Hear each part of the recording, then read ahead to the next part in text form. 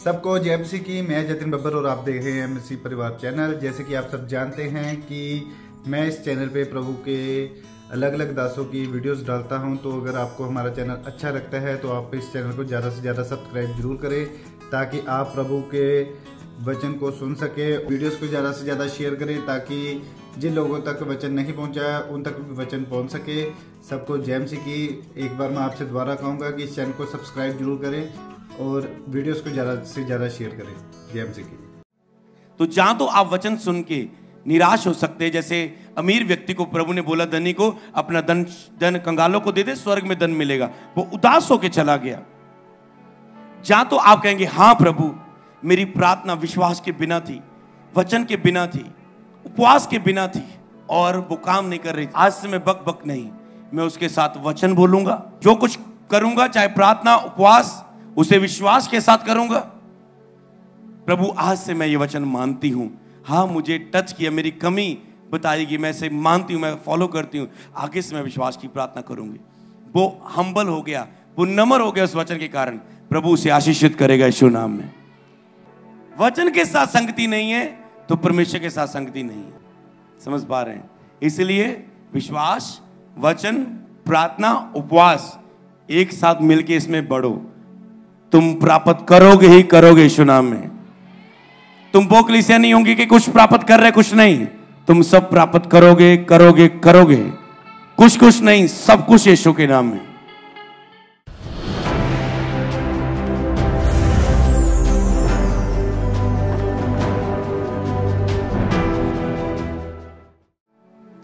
तो जो टॉपिक चल रहा है वो था विश्वास के जीवन में वचन और प्रार्थना कैसे काम करते हैं। उसके 11 पॉइंट लगभग ले चुके थे लोग कि मेरी प्रार्थना, हाँ कई लोगों को लगता है मेरी प्रार्थना विश्वास को बढ़ाएगी। उनको लगता है मैं ज्यादा प्रार्थना करूंगा मेरा फेथ ज्यादा बढ़ेगा, और वो वचन नहीं पढ़ते। तो उनको बताया गया था विश्वास सुनने से आता है, आपको वचन में जाना है, वचन फेथ को बढ़ाता है। और इसीलिए आगे लिखा है, फेथ सबके आगे लिखा है विश्वास का जीवन। तो आप टॉपिक पहले नोट कर लें, फिर हम आगे बढ़ेंगे। विश्वास के जीवन में वचन और प्रार्थना कैसे काम करते हैं, इसका पार्ट आज 2 है, सरमन टॉपिक 2 पार्ट 2। तो विश्वास के जीवन मतलब विश्वास आगे है और वचन सेकंड नंबर पर रखा गया और प्रार्थना थर्ड पर रखी गई। ये प्रार्थना थर्ड क्यों है कि जब प्रार्थना के आगे आज मैं कुछ और जोड़ूंगा अगर प्रभु ने चाहा, तो आप समझ जाएंगे प्रार्थना पीछे क्यों है, और प्रार्थना पीछे से आगे नंबर को टच करेगी। तो चाहे इसे आगे पीछे रखो। और आज जो मैं आपको लास्ट में बताने वाला हूं वो ये है, विश्वास, वचन, प्रार्थना ये एक होके काम करते हैं। अगर आप ज्यादा प्रेयर करेंगे, वचन नहीं पढ़ेंगे तो भी अधूरा आप फेथ में है। ज्यादा प्रेयर करोगे, वचन नहीं पढ़ोगे, अधूरे हो। ज्यादा बाइबल रीडिंग करोगे, प्रेयर नहीं करोगे तो भी आप फेथ में अधूरे रहोगे। तो इसमें आज मैं और चीजें जोड़ूंगा ताकि जो आपका पूरा सिद्धांत, विश्वास एक नियम है, सबके लिए बराबर है, सबके लिए वो काम करेगा। मान लो नियम तो नियम होता है ना।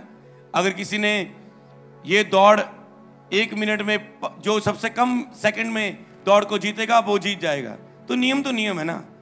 नियम तो नहीं, अगर 6 बॉलों में 6 छक्के चाहिए, अगर 6 बॉलों में 6 छक्के मार दिए तो जीत होगी। तो नियम है ना, सबके लिए काम करेगा वो। ऐसा तो ना रूल चेंज हो जाएगा चलते मैच में, अजी रूल चेंज कर दिया। इसलिए विश्वास एक नियम है, सारे विश्वासी के लिए वो सब सेम काम करता है। तो जो उस नियम को काम लाना जानता है, जिसे वो नियम पता है, वो अपने विश्वास के चमत्कार को ले रहा है। जिसको नहीं पता वो नहीं ले पा रहा है। कितने समझे इस बात को? तो इसीलिए ये विश्वास की शिक्षा आगे बढ़ती जा रही है। तो उसमें एक टॉपिक, एक वचन भी था जिसमें कि तुम अन्य जाति की तरह बक बक मत करना। तो बक बक मतलब क्या है? जिसमें प्रार्थना पर ज्यादा जोर दे दिया गया, बाइबल पढ़ी नहीं गई और विश्वास में बिल्कुल भी नहीं है, वो कौन सी प्रेयर हुई? बक बक करने वाली है। तो मान लो आज एक ध्यान से एक बात को सुनना, किसी से प्रभु आत्मा बात करेगा। क्योंकि जिसमें विश्वास नहीं है, क्योंकि विश्वास बिना प्रसन्न करना अनहोना है, तो वो बक बक वाली प्रेयर अविश्वास प्रभु को दुखी करने वाली है कि ए अल्पविश्वासियों, कब तक मैं तुम्हारे साथ रहूंगा, कब तक तुम्हारी सहूंगा। मतलब जो विश्वास के बिना, वचन के बिना प्रार्थना है, तो वो कहेगा कि तुम बक बक मुझे कब तक मैं तुम्हारी सहूंगा। सोचो प्रभु आपकी ये अगर बक बक वाली प्रेयर है, मतलब प्रभु आपकी सह रहा है, आप प्रभु को दुखी कर रहे हो, समझ पा रहे, अविश्वास से प्रभु को नाराज कर रहे हो। तो इसलिए विश्वास, वचन और प्रार्थना। तो कई लोगों को सोचते हो कि क्या प्रार्थना नहीं करनी चाहिए, और एंड टॉपिक तक जब क्लियर किया गया, इसका मतलब ये नहीं कि आप प्रार्थना करें। अगर आप 2 घंटे बाइबल पढ़ते हो, 2 घंटे प्रार्थना करनी चाहिए। 1 घंटा बाइबल पढ़ते हो, 1 घंटे प्रार्थना करनी चाहिए। और ये अगर प्रार्थना और बाइबल विश्वास के साथ नहीं है तो दोनों काम नहीं करेंगे, इसलिए विश्वास आगे रख दिया गया। कितने समझे इस बात को, तो हम आगे बढ़ पाएंगे। इसलिए विश्वास आगे रख दिया। अगर प्रार्थना और वचन विश्वास से, वचन बोल रहे विश्वास से नहीं। क्या चेले नहीं बोल रहे थे दुष्ट आत्मा जा, पर चेले निकाल नहीं पाए, क्यों? आगे बात करेंगे आज। हालेलुया। तो इसीलिए क्या चेलों ने प्रार्थना नहीं की, मुंह नहीं खोला, प्रार्थना भी की यीशु के नाम में। क्या करते यीशु के नाम में? जो कुछ प्रार्थना में मांगोगे हो जाएगा। यहां यीशु का नाम ले लिया, इसका मतलब प्रार्थना यूज कर रहे हो आप। यीशु के नाम में निकल जा। ओके, क्यों नहीं हुआ? प्रार्थना भी था, वचन भी था, और प्रभु ने कहा तुम्हारे, आज हम उसमें लेके जाएंगे एंड में, तुम्हारे विश्वास की गति के कारण, तुम्हारी प्रार्थना ना के कारण। एक जगह लिखा है प्रार्थना, एक जगह विश्वास। एंड में जाएंगे उस वचन में, तो मिलके दोनों चीजें उत्पन्न होती है, प्रार्थना भी और विश्वास भी। कहते तुम्हारे विश्वास की गति के कारण, तुम्हारी प्रार्थना की गति के कारण, और तीसरा उसने कहा तुम्हारे उपवास की गति के कारण। तो वो हम एंड में लेके जाएंगे इस वचन को, अगर आज टाइम मिला, नहीं तो अगला सेशन रहेगा। तो 3 बातें थी वहां पर, प्रार्थना की कमी, विश्वास की गति और फास्टिंग की कमी। समझ पा रहे? तो इसीलिए आज जब ये टॉपिक खत्म होगा, इसमें चौथा पॉइंट क्या ऐड हो जाएगा, आप लिख लो उपवास, तो वो एंड में रहेगा। विश्वास, वचन, प्रार्थना, उपवास। और जब तीनों आपको पता लग जाए कैसे काम करते, एक भी छूटा तो इसका मतलब विश्वास में दृढ़ नहीं है। पर बाइबल बताती है अगर कोई विश्वास में दृढ़ पाया जाता है तो उसके लिए कुछ भी असंभव नहीं होगा, कुछ भी असंभव नहीं होगा, उसके लिए सब कुछ हो सकता है। बस उसी विश्वास में दृढ़ होते जाना है। हालेलुया। तो ओके, तो ये कैसे काम करते? जैसे स्तुकी फरीसियों को प्रभु ने कहा वो बकबक करते, वो ऊपर अच्छा पहरावा पाते, भवन में जाते, लंबी लंबी प्रार्थना करते हैं, सड़कों में दिखाने के लिए प्रार्थना करते, उनको बोला बकबक ना कर, तुम्हें नहीं बोला गया।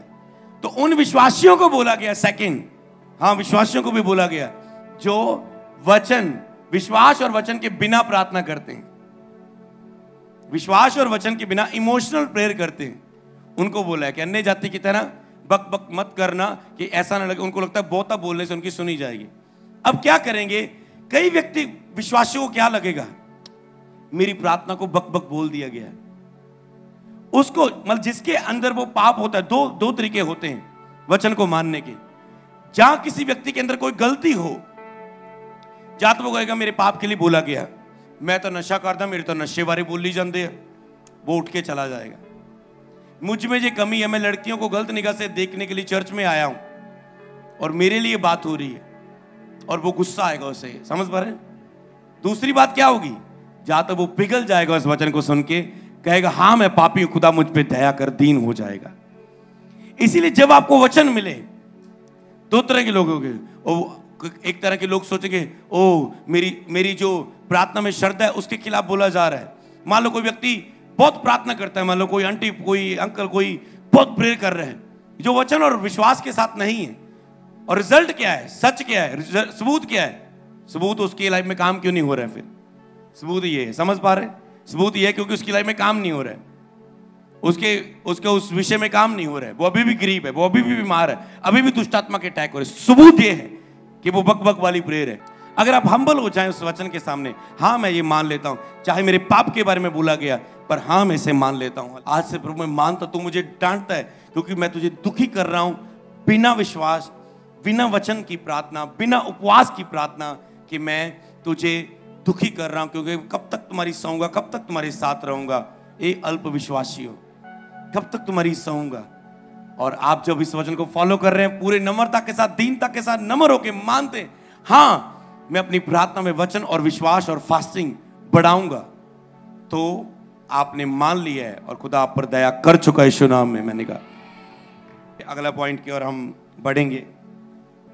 कलीसिया में लोगों को प्रार्थना का उत्तर कईयों को मिलता है, कई लोगों को प्रार्थना का उत्तर नहीं मिलता।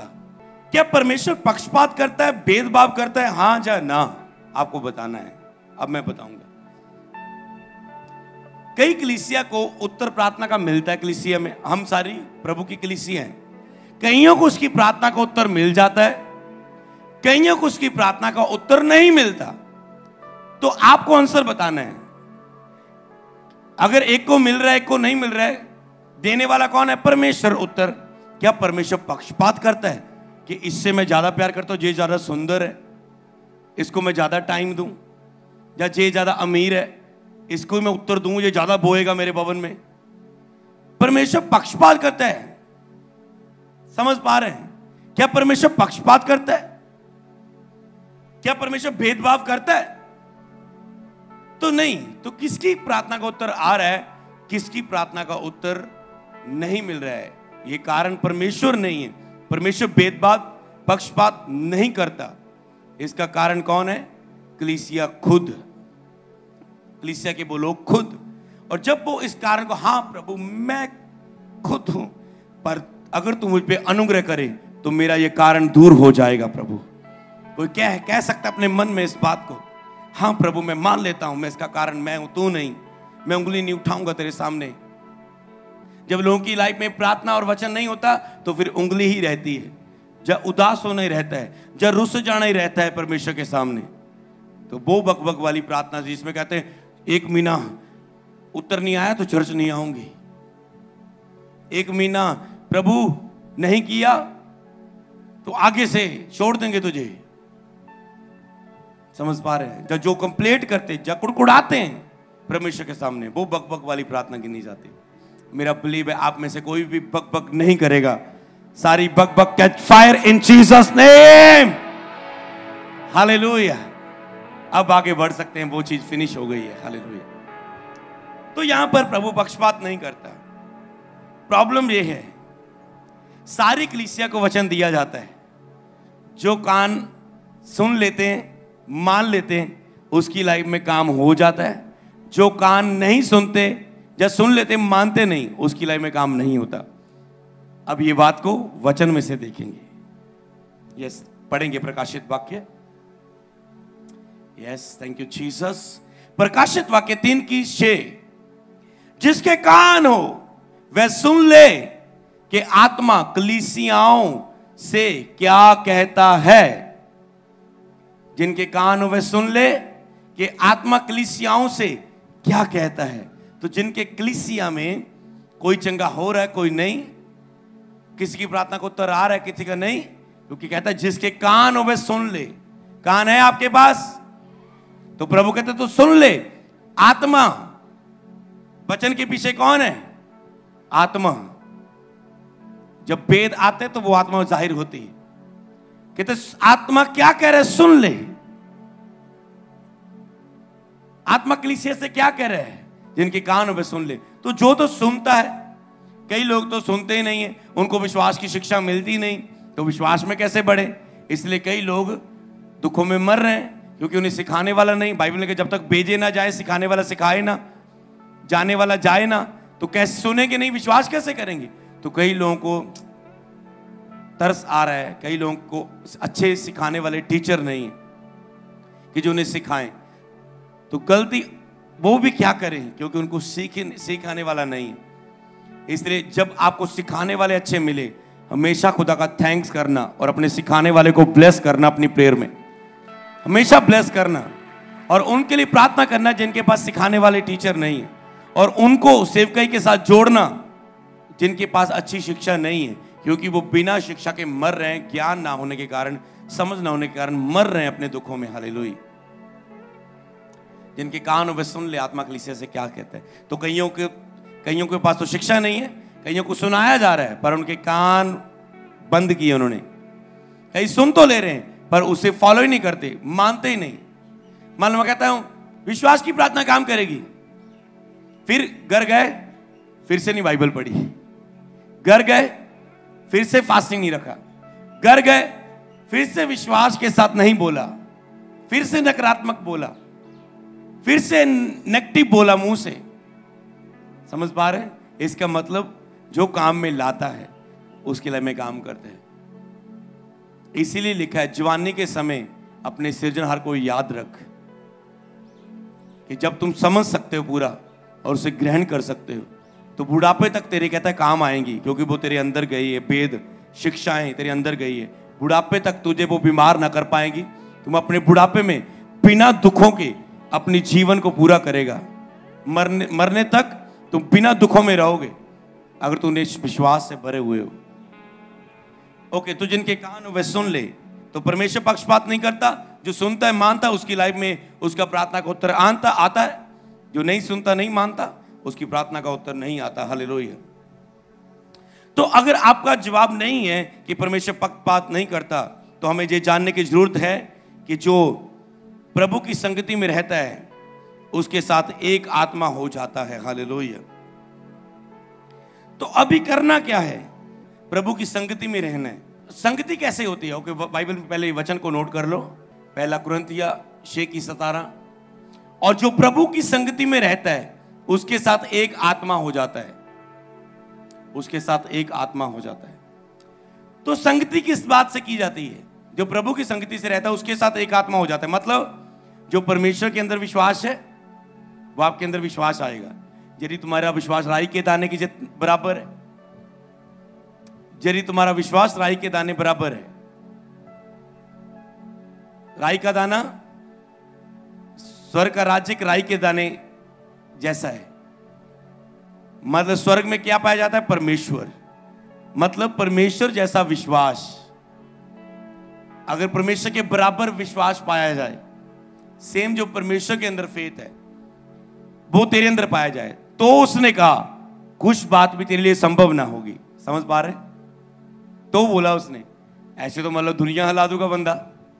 हाँ, अगर छोटे मोटे विश्वास, तो वो कहता है अगर परमेश्वर जैसा विश्वास तेरे अंदर है तो कुछ बात संभव ना होगी। और विश्वास की शिक्षा कितने लंबे लेसन क्यों दे रहा हूं, ताकि जो उस समय तक हम पहुंच जाएं परमेश्वर जैसे विश्वास तक कि कुछ भी मैं कर सकता हूं, कुछ भी ले सकता हूं, कुछ भी प्राप्त कर सकता हूं। हालेलुया।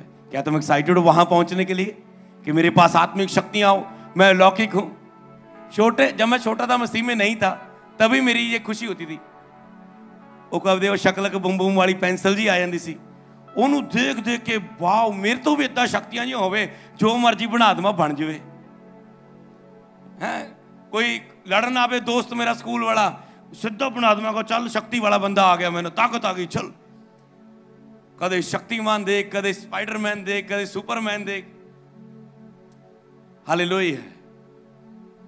तो अब सब पावरों से ऊपर पावर वाला Jesus is my super hero मुझे मिल चुका है।